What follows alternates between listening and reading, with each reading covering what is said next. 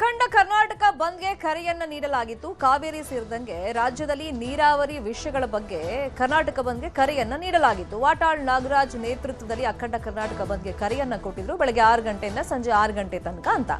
ಆದ್ರೆ ಈ ಕರ್ನಾಟಕ ಬಂದ್ಗೆ ನೀರಸ ಪ್ರತಿಕ್ರಿಯೆ ವ್ಯಕ್ತವಾಗ್ತಾ ಇದೆ. ಎಂದಿನಂತೆ ಎಲ್ಲ ಕಡೆ ವಾಹನ ಸಂಚಾರ ಇದೆ. ಕೆಲವೆಡೆ ಪ್ರತಿಭಟನೆಗಳನ್ನ ಹೊರತುಪಡಿಸಿ ಎಂದಿನಂತೆ ಅಂಗಡಿಗಳು ಓಪನ್ ಆಗಿವೆ. ಕರ್ನಾಟಕ ಬಂದ್ ಇಲ್ಲ ಇಲ್ಲ ಇಲ್ಲ. ಸಂಘಟನೆಗಳು ನೈತಿಕ ಬೆಂಬಲವನ್ನ ಮಾತ್ರ ಕೊಟ್ಟಿವೆ.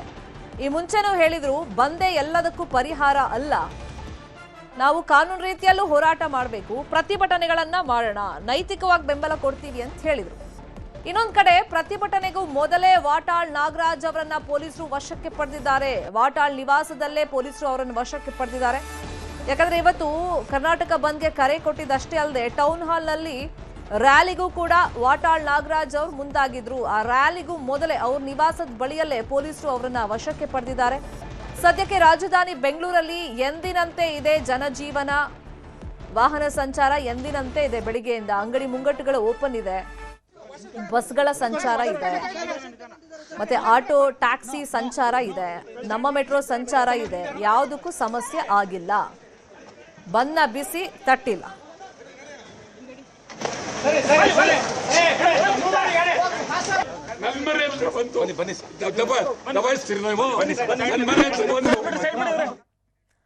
ವಾಟಾಳ್ ನಾಗರಾಜ್ ಬಂಧನಕ್ಕೆ ಪುತ್ರಿ ಅನುಪಮ ವಿರೋಧವನ್ನ ವ್ಯಕ್ತಪಡಿಸಿದ್ದಾರೆ. ನ್ಯೂಸ್ 18 ಜೊತೆ ವಾಟಾಳ್ ನಾಗರಾಜ್ ಮಗಳು ಅನುಪಮ ಮಾತನಾಡಿದ್ದಾರೆ.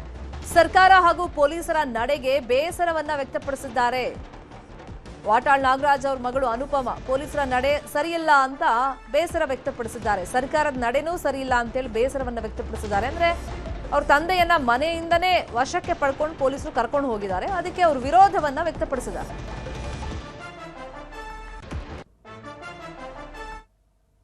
ಇದು ನಿಜವಾಗ್ಲೂ ಪ್ರಜಾಪ್ರಭುತ್ವದ ವಿರುದ್ಧ. ಪ್ರಜಾಪ್ರಭುತ್ವದಲ್ಲಿ ಪ್ರತಿಯೊಬ್ಬರಿಗೂ ಹೋರಾಟ ಮಾಡೋ ಹಕ್ಕಿದೆ ಅಂತ ನಮ್ಮ ಸನ್ಮಾನ್ಯ ಮುಖ್ಯಮಂತ್ರಿಯವರು ಕೂಡ ಹೇಳಿದ್ದಾರೆ. ಅದರಲ್ಲೂ ನಮ್ಮ ತಂದೆಯವರು ಯಾವತ್ತೂ ಶಾಂತಿಯನ್ನು ಬಿಟ್ಟು ಹೋದವರೇ ಅಲ್ಲ, ಶಾಂತಿಯುತವಾದಂಥ ಹೋರಾಟಗಳನ್ನೇ ಮಾಡ್ಕೊಂಡು ಬಂದಿದ್ದಾರೆ. ಅದು ತಮ್ಮೆಲ್ಲರಿಗೂ ಗೊತ್ತು. ಇವತ್ತು ಅಖಂಡ ಕರ್ನಾಟಕ ಬಂದ್ ಕರೆಯನ್ನು ಕೊಟ್ಟು ಶಾಂತಿಯುತವಾದಂಥ ಹೋರಾಟ ಮಾಡ್ತೀವಿ ಅಂತ ಕೂಡ ಅವರು ಹೇಳಿದ್ದಾರೆ. ಹಾಗೂ ಈ ಹೋರಾಟ ಬರೀ ಕಾವೇರಿ ನೀರಿನ ವಿವಾದಕ್ಕೆ ಮಾತ್ರ ಅಲ್ಲ, ಎಲ್ಲದಕ್ಕೂ ಸೇರಿ ಕಾವೇರಿ ನೀರು, ಮಂಡ್ಯದಲ್ಲಿ ಆಗ್ತಿರುವಂತಹ ರೈತರಿಗೆ ಅನ್ಯಾಯದ ವಿರುದ್ಧ, ಬಿಡದಿ ಟೌನ್ಶಿಪ್ ವಿರುದ್ಧ, ಹಾಗೂ ಕಳಸಾ ಬಂಡೂರಿ, ಮೇಕೆದಾಟು, ಈ ರೀತಿಯಾದಂತಹ ಹಲವಾರು ಬೇಡಿಕೆಗಳಿಗೋಸ್ಕರ ಕರ್ನಾಟಕ ಬಂದನ್ನು ನಮ್ಮ ತಂದೆಯವರು ಕರೆ ಕೊಟ್ಟಿದ್ದಾರೆ. ಆದರೆ ಇವತ್ತು ಬೆಳಗ್ಗೆ ಸಾವಿರಾರು ಜನ ಪೊಲೀಸ್ನವರು ಒಳಗಡೆ ಬಂದು ನಮ್ಮ ತಂದೆಯವರು ಇನ್ನೂ ಬಾಗಿಲು ತೆಗೆದು ಹೊರಗಡೆ ಬರೋಂಗಿಲ್ಲ, ಆಗಲೇ ಅವ್ರ ಮಾತು ಆಡಕ್ಕೆ ಬಿಡದೆ ಅವ್ರನ್ನ ಬಂಧಿಸಿ ಕರ್ಕೊಂಡು ಹೋಗಿದ್ದಾರೆ. ಒಂದು ಮಾತು ಇನ್ನೊಬ್ಬ ವಾಟಾಳ್ ಮತ್ತೆ ಹುಟ್ಟಕ್ಕೆ ಸಾಧ್ಯನೇ ಇಲ್ಲ. ಇಂಥ ಹೋರಾಟಗಾರ ಅಂಥವ್ರಿಗೆ ನಮ್ಮ ಜನ ನಿಜವಾಗ್ಲೂ ಬೆಂಬಲ ಮಾಡಬೇಕು.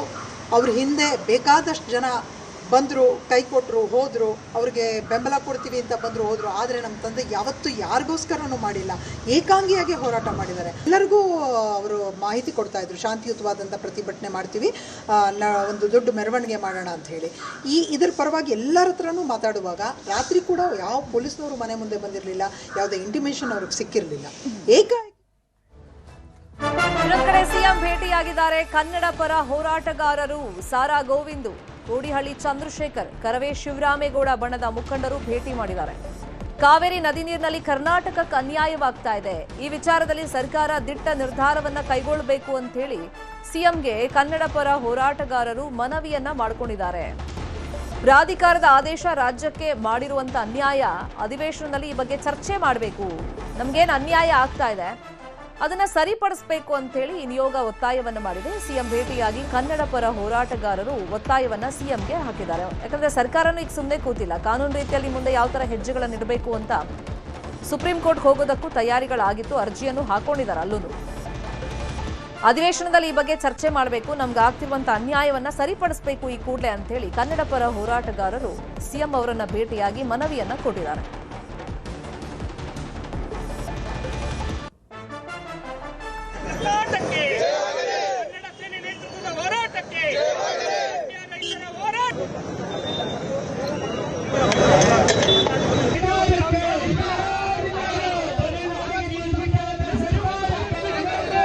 ಹದಿನೈದು ದಿವಸ ಹಿಂದೆ ಏನು ಕಾವೇರಿ ನ್ಯಾಯಮಂಡಳಿ ಅವೈಜ್ಞಾನಿಕವಾದಂಥ ತೀರ್ಪನ್ನು ಕೊಟ್ಟು 3,500 ಕ್ಯೂಸೆಕ್ಸ್ ನೀರನ್ನು ಬಿಡಲೇಬೇಕು ಅಂತ ಒತ್ತಾಯ ಮಾಡಿದ ಆದೇಶ ಕೊಟ್ಟಂಥ ಸಂದರ್ಭದಲ್ಲಿ ಇಲ್ಲಿ ಕಾವೇರಿ ಬರದಾಗಿತ್ತು, ಬರಗಾಲ ಕರ್ನಾಟಕದಲ್ಲಿ ಆವರಿಸಿತ್ತು. ಅದನ್ನು ವಿರೋಧ ಮಾಡಿ ನಾವು ಕರ್ನಾಟಕ ಬಂದ್ಗೆ ಅವತ್ತು ಕರೆ ಕೊಟ್ಟು ಏನೋ ಪ್ರಕೃತಿ ಒಲಿದು ಮಳೆ ಆಯಿತು, ನೀರು ತಾನಾಗಿ ಹರಿದೋಯ್ತು. ಆದರೆ ಮತ್ತೆ ತಮಿಳುನಾಡಿನ ಮುಖ್ಯಮಂತ್ರಿಗಳು ಮತ್ತೆ ಕಾವೇರಿ ನ್ಯಾಯಮಂಡಳಿಗೆ ಮೇಲ್ಮನವಿಯನ್ನು ಸಲ್ಲಿಸಿ ಇವತ್ತು ಪ್ರತಿದಿನ 15,000 ಕ್ಯೂಸೆಕ್ ನೀರನ್ನ ಬಿಡಿ ಅನ್ನೋ ಒಂದು ಆದೇಶವನ್ನ, ಮರಣ ಹೋಮವನ್ನ ಕರ್ನಾಟಕದ ಕನ್ನಡಿಗರ ಮೇಲೆ ಬರೆದಿದ್ದಾರೆ. ಅದನ್ನ ವಿರೋಧಿಸಿ ಇವತ್ತು ಮುಖ್ಯಮಂತ್ರಿಗಳನ್ನ ಭೇಟಿ ಮಾಡಿ ಯಾವುದೇ ಕಾರಣಕ್ಕೂ ದಯಮಾಡಿ ಕಾವೇರಿ ನದಿ ನೀರನ್ನ ತಮಿಳುನಾಡಿಗೆ ಬಿಡಬೇಡಿ ಅಂತ ಹೇಳಿ ಅವರಿಗೆ ಮನವಿಯನ್ನ ನಾವೆಲ್ಲ ಸಂಘಟನೆಗಳು ಕೂಡ ಇವತ್ತು ಕೊಟ್ಟಿದ್ದೀವಿ. ಅವರು ಇವತ್ತು ಚರ್ಚೆ ಮಾಡ್ತೀನಿ, ಖಂಡಿತವಾಗಿ ನಿಮ್ಮ ಪರವಾಗಿರ್ತೀನಿ, ರೈತರ ಪರವಾಗಿರ್ತೀನಿ ಅಂತ ನಮಗೆ ಭರವಸೆಯನ್ನು ಕೊಟ್ಟಿದ್ದಾರೆ. ಮುಖ್ಯಮಂತ್ರಿಗಳು ನೀರು ಬಿಟ್ಟಿದ್ದೇ ಆದರೆ ಕರ್ನಾಟಕದಾದ್ಯಂತ ನಮ್ಮ ಹೋರಾಟ ಮತ್ತೆ ಮುಂದುವರಿಯುತ್ತೆ. ಕರ್ನಾಟಕ ಬಂದ್ಗೆ ನೀರಸ ಪ್ರತಿಕ್ರಿಯೆ ಹಿನ್ನೆಲೆಯಲ್ಲಿ ಕನ್ನಡ ಪರ ಸಂಘಟನೆಗಳಿಗೆ ಸಿಎಂ ಅಭಿನಂದನೆಯನ್ನ ಸಲ್ಲಿಸಿದ್ದಾರೆ. ಬಂದ್ಗೆ ಬೆಂಬಲ ಕೊಡದೇ ಇರೋದಕ್ಕೆ ಸಿಎಂ ಅಭಿನಂದನೆಯನ್ನ ಸಲ್ಲಿಸಿದ್ದಾರೆ. ರೈತರ ಬಗ್ಗೆ ಹಲವಾರು ಬೇಡಿಕೆಗಳನ್ನ ಇಟ್ಟಿದ್ದಾರೆ, ನೋಡೋಣ ಅಂತೇಳಿ ಬೆಂಗಳೂರಲ್ಲಿ ಸಿಎಂ ಡಿಕೆ ಶಿವಕುಮಾರ್ ಅವರು ಹೇಳಿಕೆಯನ್ನ ಕೊಟ್ಟಿದ್ದಾರೆ. ಯಾವಾಗ ಅಖಂಡ ಕರ್ನಾಟಕ ಬಂದ್ಗೆ ಕರೆಯನ್ನ ನೀಡಲಾಗಿತ್ತು ಆಗಲೇ ಸಿಎಂ ರಿಕ್ವೆಸ್ಟ್ ಅನ್ನ ಮಾಡಿದ್ರು, ಇದನ್ನು ಕೈ ಬಿಡಿ ಅಂತ ಹೇಳಿ. ಅದರ ಹೊರತಾಗಿನೂ ಬಂದ್ಗೆ ಕರೆಯನ್ನ ನೀಡಲಾಗಿತ್ತು. ಸೊ ಇವತ್ತು ನೀರಸವಾದಂತ ಪ್ರತಿಕ್ರಿಯೆ ವ್ಯಕ್ತವಾಗಿದೆ. ಹಾಗಾಗಿ ಯಾವೆಲ್ಲ ಸಂಘಟನೆಗಳು ಬಂದ್ಗೆ ಬೆಂಬಲ ಕೊಟ್ಟಿಲ್ಲ ಅವರಿಗೆಲ್ಲ ಸಿಎಂ ಅಭಿನಂದನೆಯನ್ನ ಸಲ್ಲಿಸಿದ್ದಾರೆ. ಅದನ್ನ ತಾನೇ ನನಗೆ ನಮ್ಮ ಎಲ್ಲ ರಕ್ಷಣಾ ವೇದಿಕೆ ಎಲ್ಲ ಪ್ರಮುಖರೆಲ್ಲ ಬಂದು ಭೇಟಿ ಮಾಡಿದ್ರು. ಅವರು ನಾವು ವಾಪಸ್ ತೆಗೆದುಕೊಂಡೇವಿ ಅಂತ ಹೇಳಿದ್ದಾರೆ. ಬಹಳ ಸಂತೋಷ, ಅವರಿಗೆ ಅಭಿನಂದನೆ ಮತ್ತು ಕೃತಜ್ಞತೆಗಳು. ರಾಜ್ಯದ ಹಿತಕ್ಕೆ ಮತ್ತು ಅವರು ಅನೇಕ ರಾಜ್ಯದ ಹಿತಕ್ಕೋಸ್ಕರ, ಜನರ ಕಲ್ಯಾಣಕ್ಕೆ, ರೈತರಿಗೋಸ್ಕರ ಕೆಲವು ಬೇಡಿಕೆಗಳನ್ನು ಕೂಡ ನನಗೆ ಕೊಟ್ಟಿದ್ದಾರೆ. ನಾನು ಅದನ್ನ ವಾಪಸ್ ನೋಡ್ತೇನೆ. ಅವರೆಲ್ಲ ಸಹಕಾರಕ್ಕೆ ಅವರಿಗೆ ನನ್ನ ಕೃತಜ್ಞತೆಗಳು. ಇನ್ನೊಂದು ಕಡೆ ಮಂಡ್ಯ ಭಾಗದಲ್ಲಿ ಕಾವೇರಿ ಕಿಚ್ಚು ಹೋರಾಟ ತೀವ್ರ ಸ್ವರೂಪದಲ್ಲೇ ಇರುತ್ತೆ ಯೂಶುವಲಿ. ಬಟ್ ಇವತ್ತಿನ ಒಂದು ಬಂದ್ ಅಥವಾ ಹೋರಾಟವನ್ನ ನೋಡೋದಾದ್ರೆ ಮಂಡ್ಯ ಭಾಗದಲ್ಲಿ ಹಳಿ ತಪ್ಪಿದೆ ಕಾವೇರಿಯ ಹೋರಾಟ. ಒಗ್ಗಟ್ಟಿಲ್ಲದೆ ಮಂಕಾಗಿದೆ ಕಾವೇರಿಯ ಚಳುವಳಿ. ಪ್ರತಿಭಟನೆಗಷ್ಟೇ ಸೀಮಿತವಾಗಿದೆ ಕರ್ನಾಟಕ ಬಂದ್. ಮಡಕೆ ಹುರುಳಿಕಾಳನ್ನ ಹಿಡಿದು ರೈತರು ಪ್ರತಿಭಟನೆಯನ್ನ ಬೆಳಗ್ಗೆ ಮಾಡಿದ್ರು. ಕನ್ನಡ ಪರ ಸಂಘಟನೆಗಳಿಂದ ಬೈಕ್ ರ್ಯಾಲಿಯನ್ನ ನಡೆಸಲಾಯಿತು. ಹಳಿ ತಪ್ತು ಅಂದ್ರೆ ಅಲ್ಲಿ ಒಗ್ಗಟ್ಟಿನ ಕೊರತೆ ಕಾಡ್ತಾ ಇದೆ. ಮಂಡ್ಯ ಭಾಗದಲ್ಲಿ ಆ ಕಿಚ್ಚು ತೀವ್ರ ರೀತಿಯಲ್ಲಿ ಇರುತ್ತೆ. ಯಾಕಂದ್ರೆ ನೀರು ಬಿಡಬೇಕು ಅನ್ನೋ ಆದೇಶ ಕೊಡೋಕ್ಕೂ ಮುಂಚಿತವಾಗಿನೇ ಸಭೆ ಇದೆ ಅಂತ ಗೊತ್ತಾದಾಗಲೇ ಹೋರಾಟವನ್ನ ರೈತರು ಮಾಡ್ತಾ ಇದ್ರು.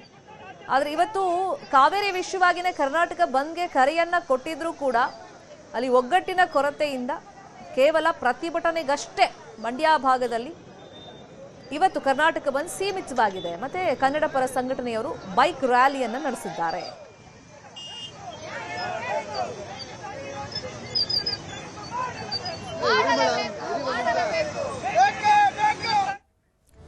ಕಾವೇರಿ ಹೋರಾಟ ಮಂಡ್ಯ ಭಾಗದಲ್ಲಿ ಮುಂದುವರೆದಿದೆ. ಹೂ ನೀಡಿ ಬಂದ್ಗೆ ಸಹಕರಿಸುವಂತೆ ಮನವಿಯನ್ನ ಮಾಡಿಕೊಳ್ತಾ ಇದ್ದಾರೆ. ವರ್ತಕರಿಗೆ ಹೋರಾಟಗಾರರು ಹೂಗಳನ್ನ ಕೊಡ್ತಾ ಇದ್ದಾರೆ. ನೀವು ಈ ಬಂದ್ಗೆ ಸಹಕರಿಸಿ ಅಂತ ರಿಕ್ವೆಸ್ಟ್ ಮಾಡ್ತಾ ಇದ್ದಾರೆ. ಹೂ ಕೊಟ್ಟು ಅಂಗಡಿ ಬಾಗಿಲು ಕ್ಲೋಸ್ ಮಾಡಿ ಅಂತ ರಿಕ್ವೆಸ್ಟ್ ಮಾಡ್ತಾ ಇದ್ದಾರೆ. ವಿವಿ ರಸ್ತೆ ಮಹಾವೀರ ವೃತ್ತದಲ್ಲಿ ಹೂ ಹಂಚಿ ಮನವಿಯನ್ನ ಮಾಡಿಕೊಳ್ತಾ ಇದ್ದಾರೆ. ಮಧ್ಯಾಹ್ನ ಆಗೋಯ್ತು. ಬೆಳಿಗ್ಗೆ 6 ಗಂಟೆಯಿಂದ ಸಂಜೆ 6 ಗಂಟೆ ತನಕ ಬಂದ್ಗೆ ಕರೆಯನ್ನ ಕೊಟ್ಟಿದ್ದಿತ್ತು. ಆದರೆ ಎಲ್ಲೂ ಸ್ವಯಂ ಪ್ರೇರಿತವಾಗಿ ಬಂದ್ ಆಗಿಲ್ಲ. ಒತ್ತಾಯಪೂರ್ವಕವಾಗಿ ಬಂದ್ ಮಾಡೋದಕ್ಕೆ ಪೊಲೀಸರು ಅವಕಾಶವನ್ನ ಮಾಡಿಕೊಟ್ಟಿಲ್ಲ. ಇನ್ನು ಬಂದ್ಗೆ ಸಹಕರಿಸಿ ಅಂತ ಹೇಳಿ ವರ್ತಕರ ಬಳಿಯಲ್ಲಿ ಅವರಿಗೆ ಸಿಹಿ ತಿನ್ನಿಸ್ತಾ ಇದ್ದಾರೆ, ಹೂಗಳನ್ನ ಕೊಡ್ತಾ ಇದ್ದಾರೆ. ಈ ಬಂದ್ಗೆ ಬೆಂಬಲ ಕೊಡಿ, ಅಂಗಡಿ ಮುಂಗಟ್ಟುಗಳನ್ನ ಕ್ಲೋಸ್ ಮಾಡಿ ದಯವಿಟ್ಟು ಅಂತೇಳಿ ಹೋರಾಟಗಾರರು ಮನವಿಯನ್ನ ಮಾಡ್ಕೊಳ್ತಾ ಇದ್ದಾರೆ ಮಂಡ್ಯ ಭಾಗದಲ್ಲಿ.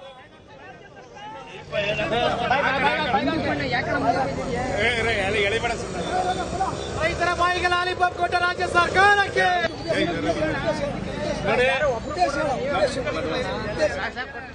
ಇದು ವರ್ತಕರಿಗೆ ಹೂ ಕೊಟ್ಟು ಹೋರಾಟಗಾರರು ಮನವಿಯನ್ನ ಮಾಡ್ಕೊಳ್ತಿರೋದು. ಮಂಡ್ಯದಲ್ಲಿ ಬಂದ್ಗೆ ಸಹಕರಿಸಿ ಅಂತ ಕೇಳ್ತಾ ಇದ್ದಾರೆ. ಮಧ್ಯಾಹ್ನ ಕಳೆದೋಯ್ತು, ಇನ್ನು ಬಂದ್ ಮಾಡಿ ವರ್ತಕರು ಸಹಕಾರ ಕೊಡೋದು ಡೌಟೇ. ಬಟ್ ಹೋರಾಟಗಾರರು ಸಿಹಿ ಕೊಡ್ತಾ ಇದ್ದಾರೆ. ಅಂದ್ರೆ ಲಾಲಿಪಾಪ್ ನಮಗ್ ಸಿಗ್ತಾ ಇದೆ ಈ ನೀರು ವಿಷಯದಲ್ಲಿ, ನೀರು ಹಂಚಿಕೆ ವಿಷಯದಲ್ಲಿ ಅಂತೇಳಿ ತಮ್ಮ ಆಕ್ರೋಶವನ್ನು ವ್ಯಕ್ತಪಡಿಸ್ತಾ ಇದ್ದಾರೆ. ಅದನ್ನು ಹಂಚ್ತಾ ಇದ್ದಾರೆ, ಹೂ ಕೊಡ್ತಾ ಇದ್ದಾರೆ. ದಯವಿಟ್ಟು ಕ್ಲೋಸ್ ಮಾಡಿ, ಶಾಂತಿಯುತವಾಗಿ ನಾವು ರಿಕ್ವೆಸ್ಟ್ ಮಾಡ್ತಾ ಇದ್ದೀವಿ, ಬಲವಂತವಾಗಿ ಮುಚ್ಚಿಸುವಂತ ಪ್ರಯತ್ನ ಮಾಡ್ತಿಲ್ಲ ಅಂಗಡಿಗಳನ್ನ ಅಂತ ಹೇಳ್ತಾ ಇದ್ದಾರೆ. ಮಂಡ್ಯ ಭಾಗದಲ್ಲಿ ಹೋರಾಟ ಪ್ರತಿಭಟನೆ ಯಾವ ತರ ನಡೀತಾ ಇದೆ ಕಾವೇರಿ ವಿಷಯವಾಗಿ ಬಗ್ಗೆ ಇನ್ನಷ್ಟು ಡೀಟೇಲ್ ಆಗಿ ಇನ್ಫಾರ್ಮೇಶನ್ ಅನ್ನ ಕೊಡ್ತಾ ಹೋಗೋದಕ್ಕೆ ನೇರ ಸಂಪರ್ಕದಲ್ಲಿ ಕನೆಕ್ಟ್ ಆಗಿದ್ದಾರೆ ನಮ್ಮ ರಿಪೋರ್ಟರ್ ಸುನಿಲ್. ಕಾವೇರಿ ವಿಷಯ ಅಂತ ಬಂದಾಗ ಅಖಂಡ ಕರ್ನಾಟಕ ಒಂದು ಆಗಬೇಕು ಅಂತ ಹೋರಾಟಗಾರರು ಕರೆಯನ್ನ ಕೊಡ್ತಾರೆ. ನೆಲ ಜಲ ಭಾಷೆ ವಿಷಯ ಬಂದಾಗ ಅಫ್ಕೋರ್ಸ್ ನಮ್ಮ ಬೆಂಬಲ ಇದ್ದೇ ಇರುತ್ತೆ ಅಂತ ಪ್ರತಿಯೊಂದು ಸಂಘಟನೆಯನ್ನು ಹೇಳ್ತವೆ. ಆದ್ರೆ ಇವತ್ತು ಮಂಡ್ಯ ಭಾಗದಲ್ಲಿ ನಾವು ನೋಡ್ತಾ ಇದ್ದೀವಿ ಅಂದ್ರೆ ಈ ಹಿಂದಿನ ಪ್ರತಿಭಟನೆ ಬಂದ್ಗೆ ಕಂಪೇರ್ ಮಾಡಿದ್ರೆ ಕಾವೇರಿ ವಿಷಯವಾಗಿ ಇವತ್ತು ಸ್ವಲ್ಪ ನೀರಸವಾದಂತ ಪ್ರತಿಕ್ರಿಯೆ ಅಲ್ಲಿ ಕಂಡು ಬರ್ತಾ ಇದೆ. ಅಟ್ಲೀಸ್ಟ್ ನಮ್ಗೆ ಸಹಕರಿಸಿ ಅಂತೇಳಿ ಹೂಗಳನ್ನ ಕೊಡ್ತಾ ಇದ್ದಾರೆ, ಸಿಹಿಯನ್ನ ತಿನ್ನಿಸ್ತಾ ಇದ್ದಾರೆ. ಅಂದ್ರೆ ವರ್ತಕರು ಈಗ ಅಂಗಡಿಯನ್ನ ಕ್ಲೋಸ್ ಮಾಡಕ್ ರೆಡಿ ಇದ್ದಾರಾ? ಪ್ರತಿಭಟನೆ ಯಾವ ಭಾಗದಲ್ಲಿ ಮಂಡ್ಯದಲ್ಲಿ ಮುಂದುವರೆದಿದೆ ಇನ್ನು?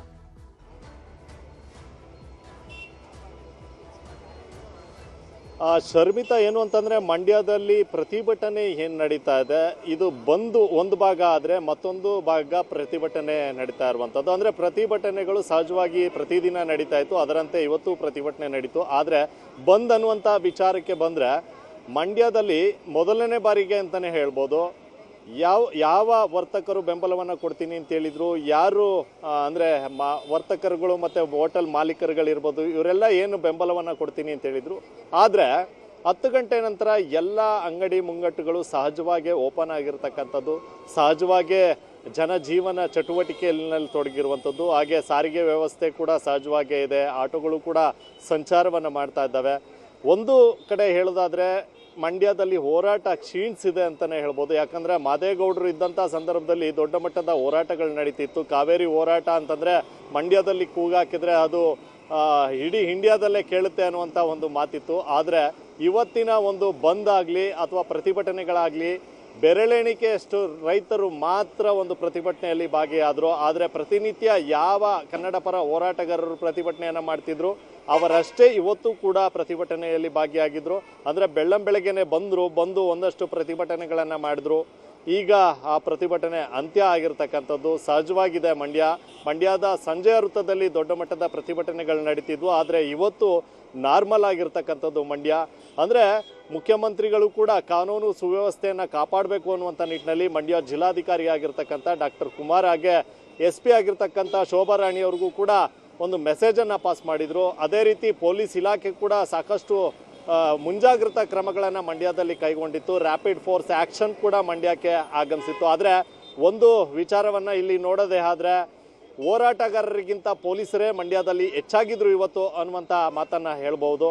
ಯಾಕಂತಂದರೆ ಹೋರಾಟ ತುಂಬ ದೊಡ್ಡ ಮಟ್ಟದಲ್ಲಿ ನಡೆಯುತ್ತೆ ಅನ್ನುವಂಥ ಒಂದು ನಿರೀಕ್ಷೆ ಇತ್ತು. ಆದರೆ ರೈತರು ಯಾರೂ ಕೂಡ ಇವತ್ತಿನ ಹೋರಾಟದಲ್ಲಿ ಭಾಗಿಯಾಗಲಿಲ್ಲ. ಬೆರಳೆಣಿಕೆ ಒಂದಷ್ಟು ರೈತರು ಮಾತ್ರ ಮಂಡ್ಯಕ್ಕೆ ಆಗಮಿಸಿದ್ರು. ಆದರೆ ಕನ್ನಡ ಪರ ಸಂಘಟನೆಗಳು ಒಂದಷ್ಟು ಸಂಘಟನೆಗಳು ಮಾತ್ರ ಇವತ್ತು ಒಂದು ಪ್ರತಿಭಟನೆಯಲ್ಲಿ ಭಾಗಿಯಾಗಿದ್ರು ಶರ್ಮಿತಾ. ಹೀಗಾಗಿ ಮಂಡ್ಯ ಇವತ್ತು ಏನು ಕರ್ನಾಟಕ ಬಂದ್ಗೆ ಮಂಡ್ಯದಲ್ಲಿ ನೀರಸ ಪ್ರತಿಕ್ರಿಯೆ ಅಂತಲೇ ಹೇಳ್ಬೋದು Sharmita. Fine, thank you Sunil ಈ ಕ್ಷಣದ ಮಾಹಿತಿಯನ್ನು ಕೊಟ್ಟಿದ್ದಕ್ಕೆ.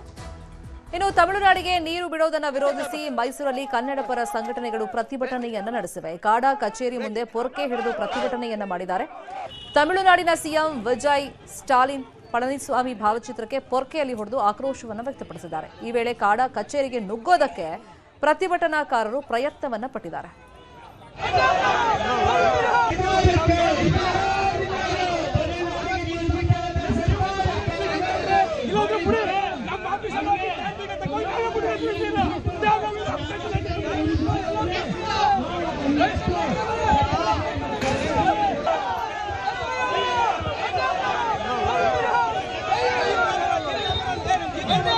ಕಾವೇರಿ ನೀರು ನಿಯಂತ್ರಣ ಮಂಡಳಿ ತಮಿಳುನಾಡಿಗೆ ಪ್ರತಿದಿನ 12,000 ಕ್ಯೂಸೆಕ್ ನೀರನ್ನ 15 ದಿವಸ ಒಳಗೆ ಹರಿಸಬೇಕು ಅಂತಕ್ಕಂಥ ಒಂದು ಆದೇಶವನ್ನು ಹೊರಡಿಸಿದೆ.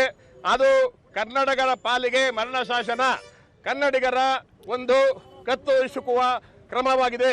ನಮ್ಮ ಜಲಾಶಯಗಳಲ್ಲಿ ಮುಂದಿನ ಬೇಸಿಗೆವರೆಗೆ ಕುಡಿಯ ನೀರಿನ ಸಂಗ್ರಹವನ್ನು ತಮಿಳುನಾಡಿಗೆ ಬಿಡಬೇಕಾದಂಥ ಒಂದು ದುಸ್ಥಿತಿ ನಮ್ಮ ರಾಜ್ಯಕ್ಕೆ ಬಂದಿದೆ.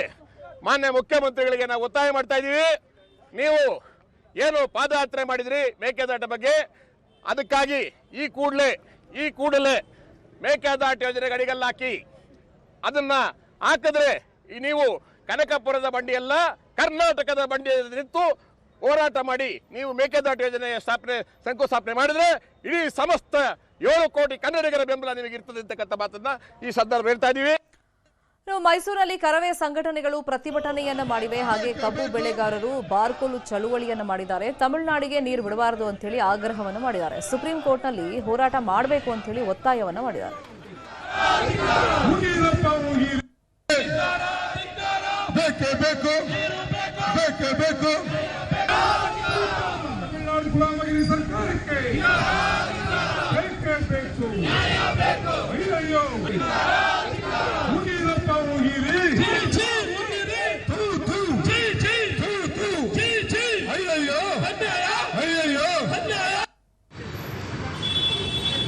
ತಮಿಳುನಾಡಲ್ಲಿ ಇದೇ ರೀತಿ ಅನೇಕ ಕಟ್ಟಿದ್ದೀರಿ, ಅವ್ರು ನಮಗೆ ನೀರು ಬಿಡ್ತಾ ಇದ್ದಾರಾ?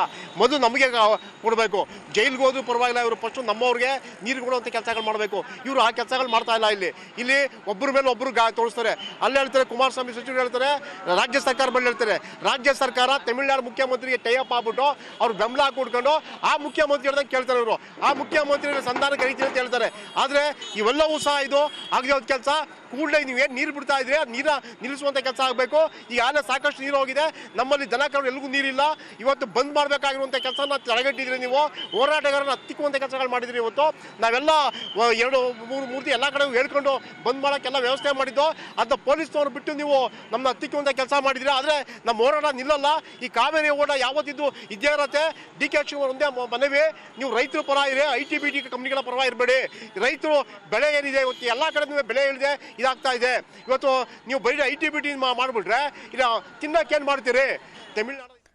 ಇನ್ನು ರಾಮನಗರದಲ್ಲಿ ರೈತ ಸಂಘದಿಂದ ಪ್ರತಿಭಟನೆಯನ್ನ ಮಾಡಲಾಗಿದೆ. ಐಜೂರು ವೃತ್ತದಲ್ಲಿ ರೈತರು ಪ್ರತಿಭಟನೆಯನ್ನ ಮಾಡಿದ್ದಾರೆ. ಬೆಂಗಳೂರು ಮೈಸೂರು ಹೆದ್ದಾರಿ ತಡೆದು ತಮ್ಮ ಆಕ್ರೋಶವನ್ನ ವ್ಯಕ್ತಪಡಿಸಿದ್ದಾರೆ. ಪ್ರತಿಭಟನೆ ತೀವ್ರವಾಗ್ತಾ ಇದ್ದಂಗೆ ಪ್ರತಿಭಟನಾಕಾರರನ್ನ ವಶಕ್ಕೆ ಪಡೆಯಲಾಗಿದೆ.